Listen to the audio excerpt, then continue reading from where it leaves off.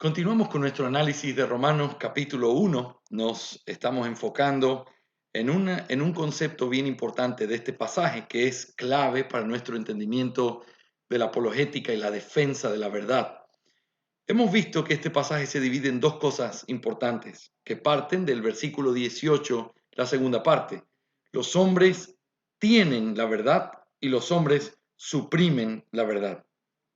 Así que consideremos en primer lugar, los hombres tienen la verdad, es decir, su conocimiento de Dios. Versículos 19 y 20. Te voy a rogar que me acompañes para que puedan mirar conmigo estos versículos 19 y 20 de Romanos.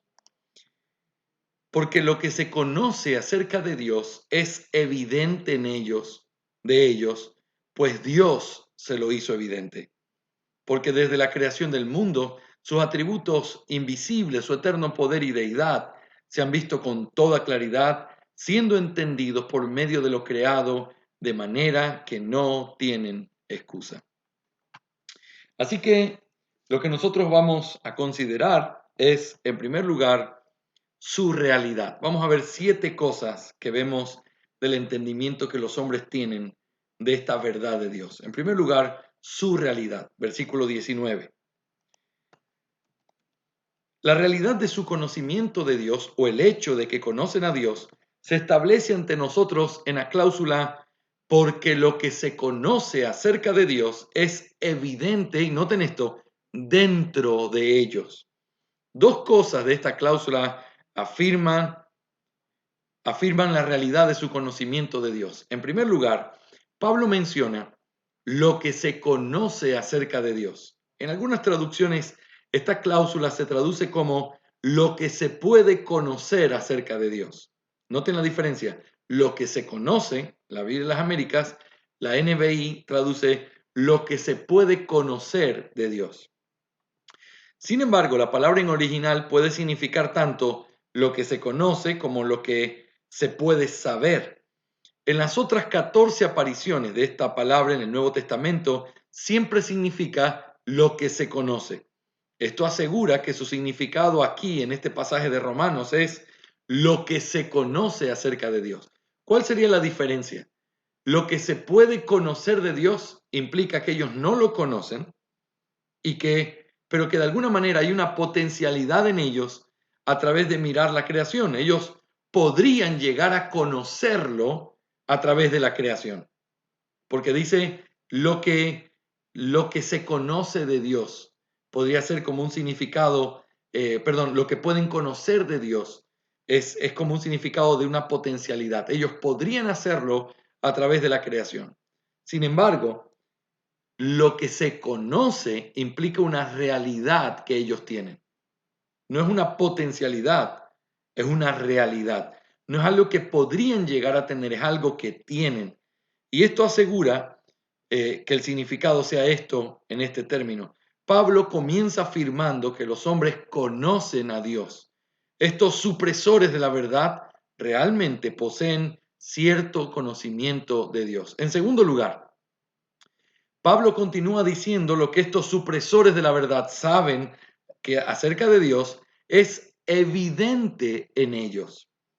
Pablo no se contenta con decir, como traduce la NBI, que ese conocimiento es evidente para ellos. No, usa la preposición griega que significa en. Es evidente en ellos. El punto es que este conocimiento que los hombres tienen de Dios no es ni distante ni oscuro, es la revelación de la gloria divina en ellos.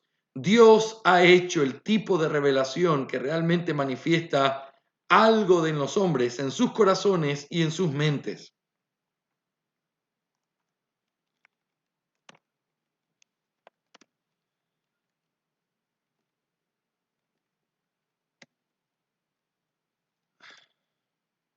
Dios ha dado un tipo de revelación que realmente manifiesta algo en los hombres, en sus corazones y en sus mentes. Los hombres no son totalmente ajenos o ignorantes de la revelación de Dios.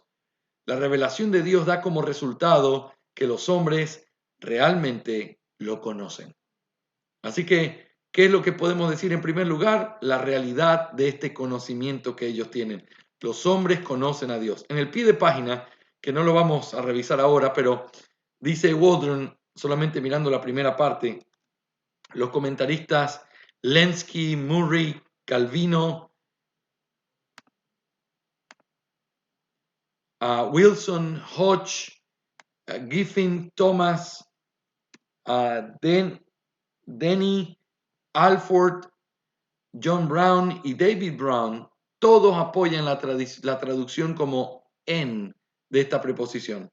Hay otros como Granfield, Barnes, Erasmo, Grotus, todos ellos apoyan la traducción entre, y Haldane y Hendrickson traducen como a esa preposición.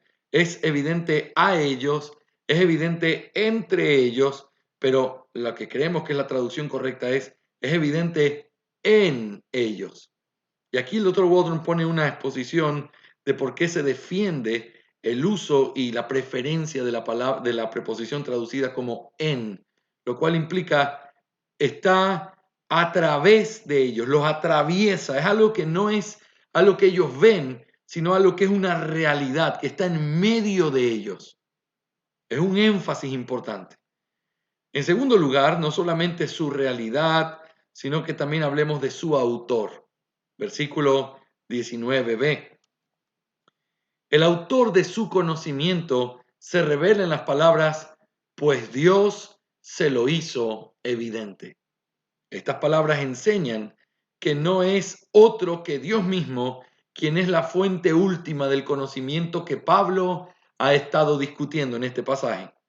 El punto es que los hombres no pueden excusar sus obras alegando que el conocimiento que poseen es defectuoso. No, Dios en toda la plenitud de su poder, sabiduría y bondad es el autor del conocimiento que ellos tienen. Por lo tanto, no es defectuoso de ninguna manera. Dios no es como un pobre clarín cuyas notas son demasiado confusas o suaves como para despertar a los soldados para la batalla, como una trompeta débil. No, ese no es la revelación de Dios en la creación. Es poderosa, es firme, se escucha, todos la pueden oír. Es porque Él es el autor de esa revelación. Hablemos de su duración. Versículo 20a, su duración. Creo que es la duración de su conocimiento o posesión de la verdad lo que se declara en las palabras porque desde o a partir de la creación del mundo. Sin embargo, existe cierta discusión sobre la traducción e interpretación correctas de esta frase. Número uno, ¿está diciendo Pablo que el conocimiento de Dios por parte de los hombres se deriva de la creación? Es decir, ¿los hombres conocen a Dios a partir de la creación? O, en segundo lugar, la pregunta sería mejor, ¿está diciendo Pablo que el conocimiento de Dios por parte de los hombres ha estado disponible desde la creación? Es decir, ¿está hablando de la fuente del conocimiento o está hablando de la duración o el hecho desde cuándo ellos tienen ese conocimiento? Aunque ambos son verdaderos, el punto de Pablo en esta frase se establece en la segunda de estas dos opciones. No está hablando de la creación como una fuente, aunque lo es, pero el énfasis de esta frase no es que la creación es de donde a partir de ella ellos toman el conocimiento de Dios, sino que la creación es el momento o desde cuándo ellos han tenido acceso a esa revelación. Por lo tanto, Pablo no está enfatizando la fuente de su conocimiento aquí, más bien, desde la creación del mundo en adelante, los hombres han tenido la verdad. El acceso que los hombres han tenido a la verdad no ha sido ni un rato ni poco común, no, ha sido su posesión continua desde la creación del mundo en adelante. No es como el estudiante que no pudo comprar el libro de texto para un curso hasta la semana anterior al examen. El estudiante podría alegar eso como una excusa. Profe, saqué mala nota porque recién tuve el dinero para comprar el libro una semana antes del examen. Podría ser una excusa, quizás hasta el profesor podría conmoverse y darle un poco de tiempo para hacerlo. Tiene una razón, quizás hasta legítima, para poder excusarse, pero los hombres han tenido su libro de texto desde la existencia, sobre la existencia y el carácter de Dios desde la creación del mundo en adelante. ¿Desde cuándo los hombres conocen a Dios? ¿Desde cuándo los hombres han tenido ese conocimiento? Desde que el mundo fue creado. Eso es lo que responde esa idea y es el punto número 3, la duración. ¿Desde cuándo? Desde la creación del mundo. Pero ahora hablemos, en cuarto lugar, de sus medios o fuente. ¿Cuáles son los medios o fuentes de esta revelación? Esto está en el versículo 20, la segunda parte. Los medios o fuentes de la verdad que los hombres tienen acerca de Dios se demuestran en las palabras por medio de lo creado. El medio o la fuente de su conocimiento de Dios estaba implícito en la declaración anterior. Pablo dio a entender esto al decirnos que desde la creación del mundo esta verdad ha sido clara. Ahora, lo dice claramente. El hombre conoce a Dios a través de las obras de la creación. El Salmo 19, con su énfasis en la duración, la fuente y la claridad de esta revelación de la creación de la gloria de Dios, es un pasaje paralelo a este texto de Romanos 1:20. El Salmo 19 probablemente estaba en la mente de Pablo cuando escribió estas palabras, por medio de lo creado.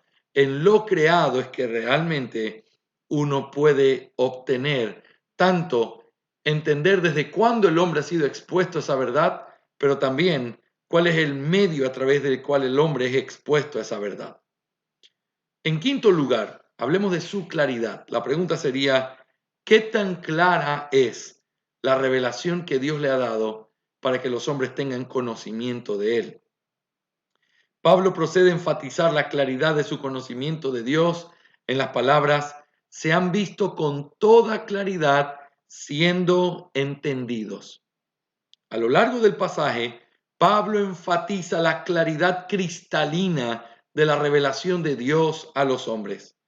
2 veces utiliza la palabra evidente en el versículo 19. Mírenlo conmigo. Versículo 19. Porque lo que se conoce acerca de Dios es evidente.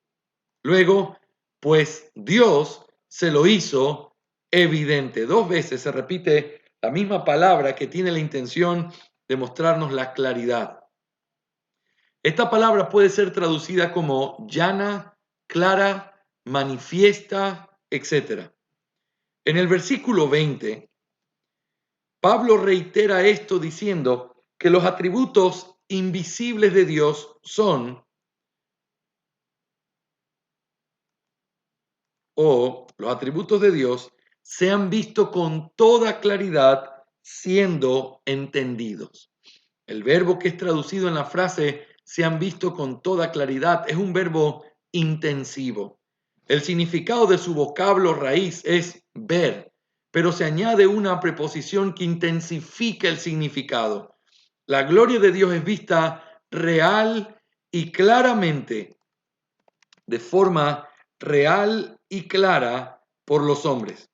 Existe una especie de paradoja en el idioma original. Pablo dice literalmente que los invisibles de Dios son claramente visibles. Las cosas invisibles de Dios.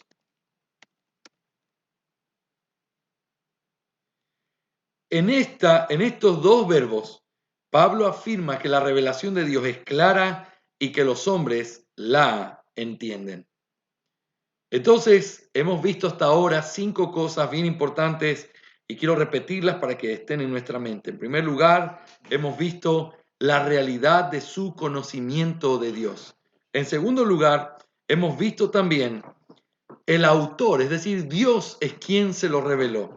En tercer lugar, hemos visto la duración de esta revelación o desde cuándo hay esta duración. Espéreme un minuto, por favor. Ujú.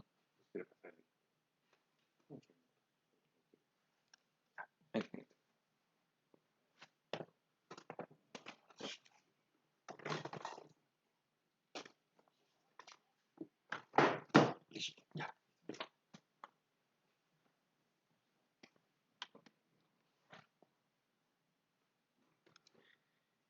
Entonces, en tercer lugar, hemos visto su duración o desde cuándo está disponible esta revelación. En cuarto lugar, hemos visto también los medios o la fuente de dónde es que los hombres toman este conocimiento y la respuesta está también en el versículo 20. Pero entonces también vemos su claridad. ¿Qué tan claro es? Es evidente, dice el texto. Eso nos lleva entonces a la sexta cosa, que es su contenido, lo cual encontramos en el versículo 20, en la cuarta parte de este texto, donde dice su eterno poder y deidad. Esta es la descripción más importante del contenido del conocimiento que todos los hombres en general tienen de Dios. La frase podría traducirse de la siguiente manera: no solo su poder eterno, sino también su naturaleza divina. Cuando uno lo mira en la estructura griega, así es como aparece, o esa es la forma en la que se presenta esta frase. No solo su poder, sino también su naturaleza divina o su divinidad.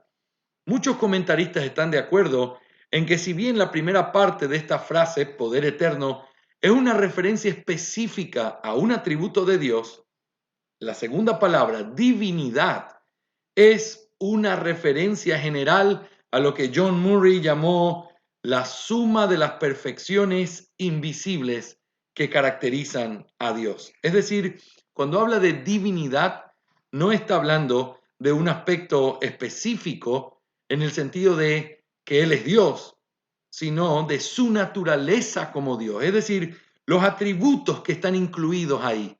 Cuando se habla de Dios como eterno poder y deidad, significa que los hombres pueden ver que su poder es eterno, pero también su divinidad o algunos de sus atributos como Dios. Pablo menciona el eterno poder de Dios. El énfasis en esto se incrementa con el uso del modificador o adjetivo eterno. ¿Por qué hay tanto énfasis en este atributo? La razón parece ser la siguiente. Si los hombres conocen el poder eterno de Dios, el mero autointerés debería hacerlos temerle. El fracaso del hombre en temer a Dios es, por lo tanto, imperdonable. Aunque los hombres no temen a Dios, tienen una conciencia profunda e innata del poder de Dios y de su vulnerabilidad en ese poder. Esta profunda conciencia nos proporciona a nosotros y a nuestra predicación un punto de contacto con los hombres. ¿Se acuerdan que uno de los asuntos más importantes, relevantes en nuestra discusión es si se nos manda a defender la fe y el hombre ha caído en desgracia por causa del pecado? ¿Cuál es el escenario o el punto de contacto en el cual yo defiendo y los hombres pueden escuchar mi defensa? Porque Abraham Kuyper dijo, no hay punto de conexión. B.B. Warfield y otros teólogos vieron un punto de conexión muy amplio, lo que llamaron la teología natural. Sin embargo, nosotros vemos en este texto que sí hay un punto de referencia y es en base al conocimiento natural que los hombres tienen. Los hombres saben del poder de Dios, no se lo tenemos que demostrar, ellos lo saben y el predicador debe apelar a este sentido, a este conocimiento, no a una argumentación filosófica para demostrárselo, sino a una reprensión del alma para traer a colación, traer a la mente, a la conversación, qué es lo que el hombre sí sabe de Dios. El hombre sabe su eterno poder. El conocimiento que tienen los hombres de Dios no se limita a esto solamente. La construcción, que aparece aquí en griego, no solo te, sino también kai, esa forma, no solo su poder, sino también su divinidad, te, kai, la forma en cómo está establecido, parece indicar que es realmente sorprendente o asombroso sobre el contenido del conocimiento de Dios por parte de los hombres. Pablo está afirmando que el conocimiento de los hombres incluso incluye la naturaleza divina. En otras palabras, es más extenso de lo que se podría creer. Su conocimiento no se limita a un atributo. Ah, sí, yo sé que Dios existe. No, espérate. Pablo está revelando aquí un conocimiento todavía mayor. El hombre conoce más de Dios que lo que nosotros pudiéramos pensar. Su conocimiento no se limita solo a su poder. Es con toda la naturaleza divina con la que se enfrenta este conocimiento del hombre. Específicamente, este conocimiento incluye no solo el poder de Dios, sino también, como parte de la naturaleza divina, en primer lugar, la bondad de Dios. Cuando Pablo argumenta el hecho de que Dios no nos ha dejado sin lluvia o sin provisión, incluye el hecho de que está apelando a la conciencia de estos paganos, que ellos pueden ver en la providencia, en la bondad de Dios para con el mundo, pueden ver la existencia de Dios. Es decir, al saber que Dios existe, ellos se dan cuenta que Dios es un Dios bondadoso, que nos mande la lluvia, que nos mande el sol, que permita que las plantas crezcan. Es una muestra de su bondad. Pero en segundo lugar, también su sabiduría. ¿Qué es lo que los hombres pueden apreciar de Dios cuando ven el mundo? Miren por favor conmigo el Salmo 104, 24. Salmo 104, 24. Mira lo que dice este texto. Cuán numerosas son tus obras, oh Señor, con sabiduría las has hecho todas. Llena está la tierra de tus posesiones. Noten, con sabiduría las has hecho todas. Está haciendo una referencia a esa revelación que el hombre puede ver de Dios y dice, las has hecho con sabiduría. Y nosotros sabemos que los hombres saben de esta realidad. En tercer lugar, también parte de esto que el hombre conoce, la divinidad de Dios, es la justicia de Dios. Que esto incluye la ley de Dios y la ira de Dios. Noten Romanos 1:32. Quiero que noten conmigo algo bien importante que aparece aquí. Romanos 1:32 es un texto clave para entender esta verdad.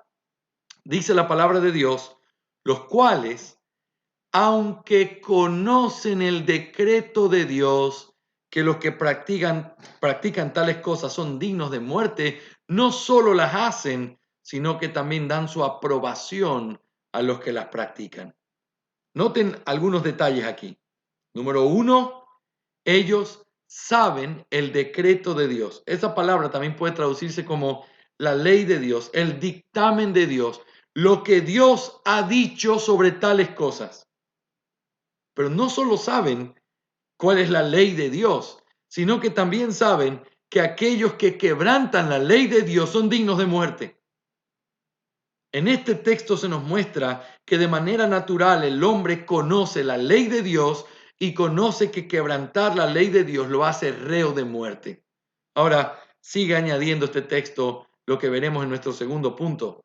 Los hombres lo saben y aún así lo hacen. Y no solo lo hacen, se deleita en aquellos que lo practican. No es una ignorancia, es una rebeldía abierta, es una guerra campal, es una decisión radical de parte del hombre de actuar en completa rebeldía en contra de Dios. Pero a través de este texto podemos ver lo que estamos tratando de probar en este punto. Los hombres conocen el eterno poder de Dios y su deidad. ¿Y qué significa que conocen su deidad? Bueno, conocen su bondad, conocen también el hecho de que Él es un Dios sabio en cómo hizo las cosas, pero también conocen la justicia de Dios. Y esto es algo que a veces uno se olvida.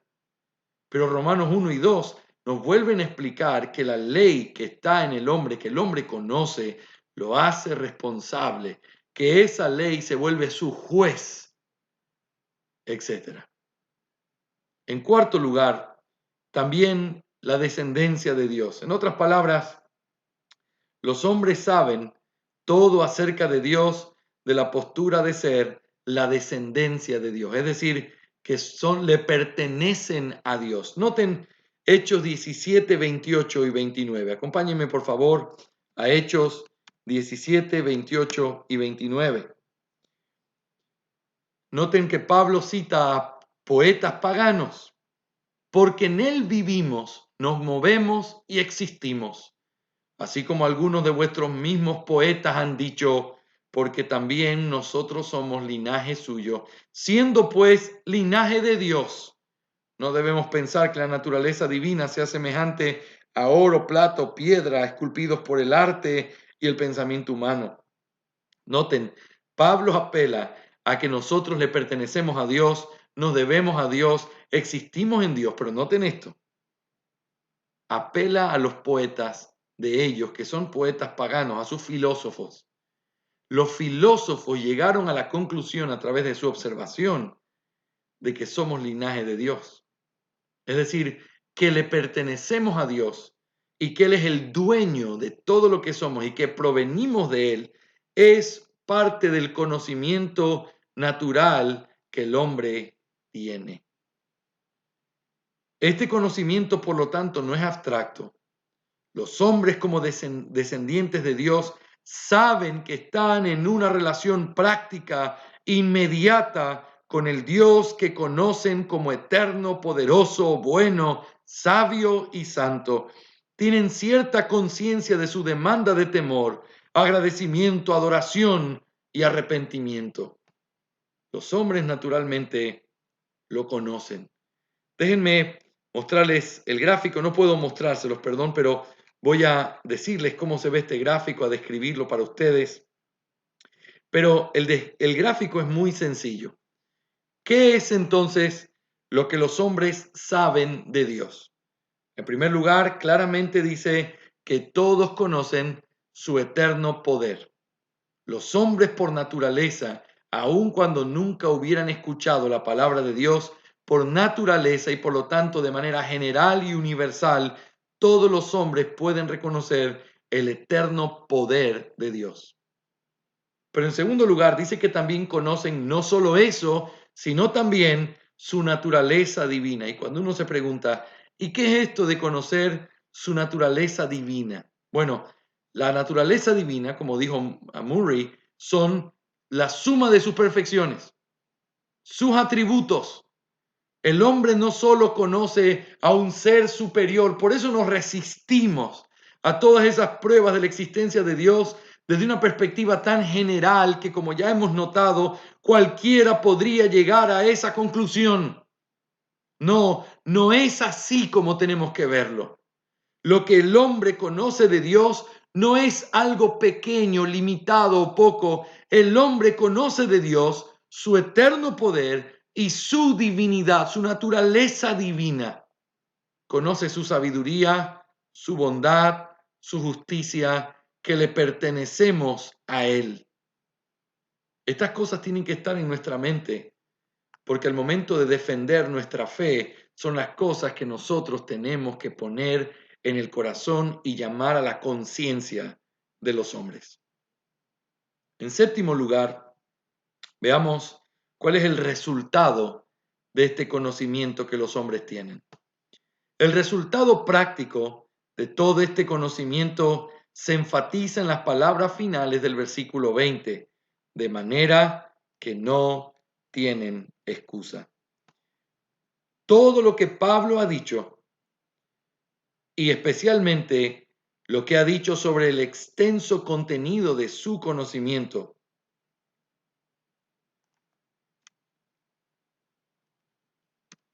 se une para justificar y enfatizar esta conclusión sin excusa.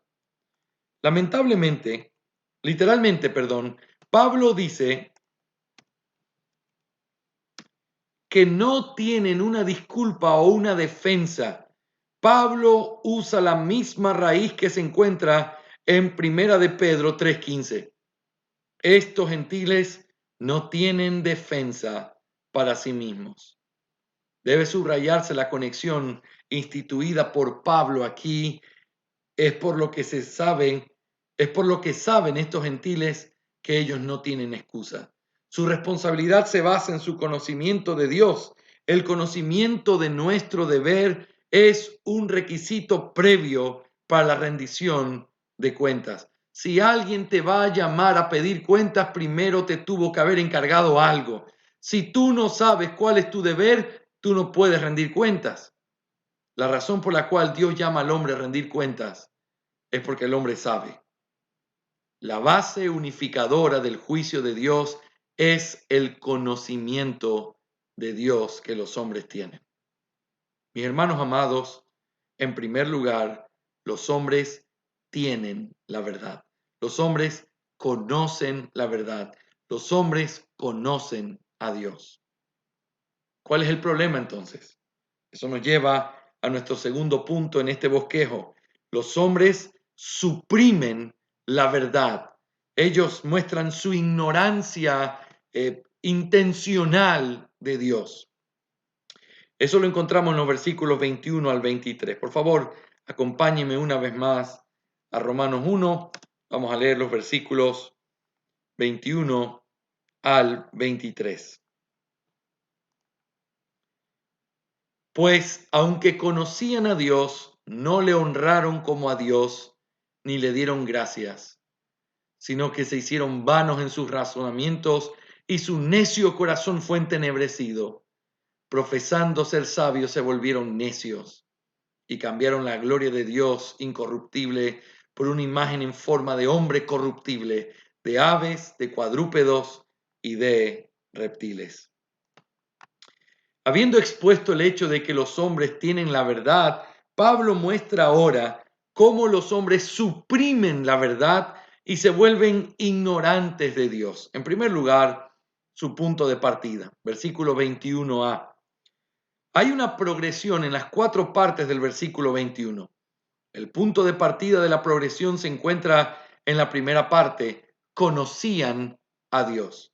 En esta frase, Pablo confirma nuestra interpretación de los versículos 19, 20 y los resume. Como resultado de la revelación divina, los hombres no solo podían conocer a Dios, sino que realmente conocían a Dios. Pero aquí hay que responder a una objeción importante, tanto en la NBI como en la Biblia de las Américas. El verbo usado aquí se traduce en tiempo pasado, conocían a Dios. Algunos podrían preguntarse, ¿no indica esto que los hombres ya no conocen a Dios? ¿No hablan los versículos 21 al 23 solo de una generación pasada? Alguien podría pensar, seguramente al principio, hace mucho tiempo, los hombres conocían a Dios, pero no hoy. Quizás recuerde que esta fue la comprensión de Kuyper de estos versículos. Otros también han sostenido esta opinión. Este punto de vista conduce a conclusiones prácticas radicalmente diferentes sobre el significado de este pasaje y la naturaleza de la apologética bíblica. Por lo tanto, debemos responder a ella. Mi respuesta a esta interpretación es que enfáticamente esto no es lo que Pablo está diciendo. Es decir, él no está afirmando que los hombres conocían a Dios, él afirma que los hombres conocen a Dios. Varios pensamientos importantes mostrarán el carácter equivocado de este punto de vista. Primero, el tiempo aoristo que se usa aquí, especialmente en participios como el que se usa en este caso, no siempre indican una acción pasada. Puede indicar la idea de un punto de partida lógico de un proceso. Es decir, a partir de ahí, no es que ahí termina, sino que a partir de ahí los hombres han seguido haciendo lo mismo. Lenski describe este proceso cuando dice, estoy en el pie de página 193, la idea de que Pablo aquí describe el origen histórico del paganismo, es decir, habla de cuando los hombres se volvieron paganos en el pasado, hubo un tiempo cuando ellos conocían a Dios, pero después ya no. Él dice, este punto de vista interpreta su propósito, a pesar de que ellos sabían, Sabían en ese mismo momento que no dejaban que ese conocimiento los controlara o incluso los comprobara. Esto es algo que ellos sabían, pero siguen conociendo. El segundo punto que encontramos aquí es el hecho de que los hombres todavía conozcan a Dios hoy, en tiempo presente, es evidente en varios aspectos. El hecho de que los hombres todavía conocen a Dios hoy, en tiempo presente, es evidente en varios aspectos del contexto. Tanto el contexto anterior como el contexto siguiente apuntan a esto. El versículo 21 está ligado a los versículos anteriores por el conectivo pues.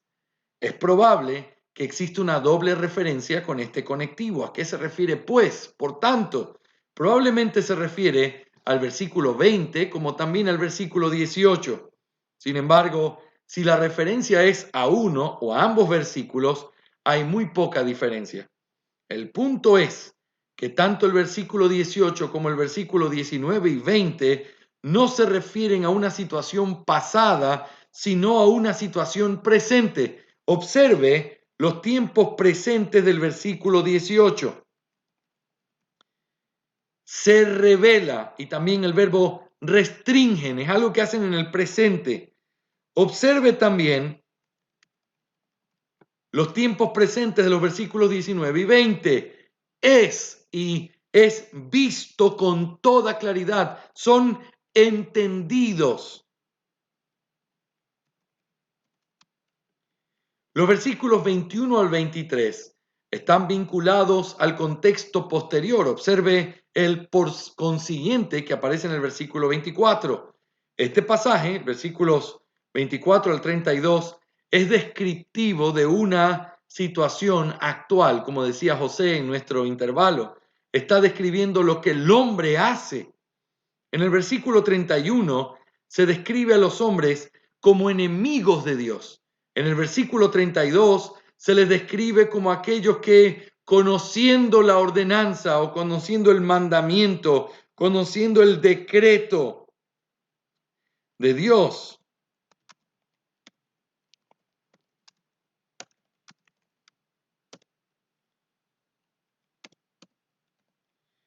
aprueban a los hombres malos. El versículo 32 describe claramente una situación actual. Nuestra conclusión debe ser que los hombres todavía conocen a Dios y en otro sentido lo ignoran al mismo tiempo.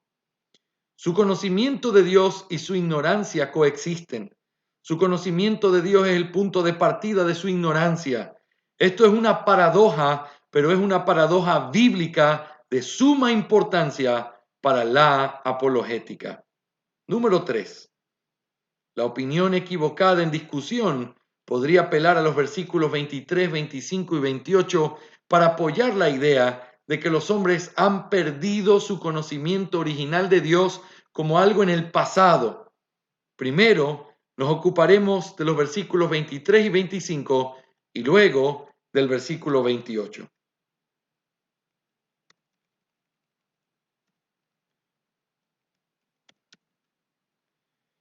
¿Qué pasa con los versículos 23 y 25 que afirman que los hombres cambiaron a Dios y la verdad de Dios por una imagen y una mentira? Noten lo que dicen los versículos 23 y 25. Y cambiaron la gloria de Dios por una imagen en forma de hombre corruptible, etc. Y cambiaron, pasado. Versículo 25, porque cambiaron la verdad de Dios, como algo que está en el pasado, cambiaron. Raymond responde a esta pregunta diciendo lo siguiente: ellos intercambiaron o cambiaron, no en el sentido de haber perdido, porque esto contradeciría a la afirmación anterior de que ellos restringen, sino en el sentido de que estaban satisfechos con sustituirlo como el objeto inmediato de su adoración, lo creado para el creador, lo creado en vez de del creador. El conocimiento de este último lo restringen. En otras palabras, Pablo no está hablando de su conocimiento innato de Dios, sino de su religión. ¿Se acuerdan esta distinción en Calvino?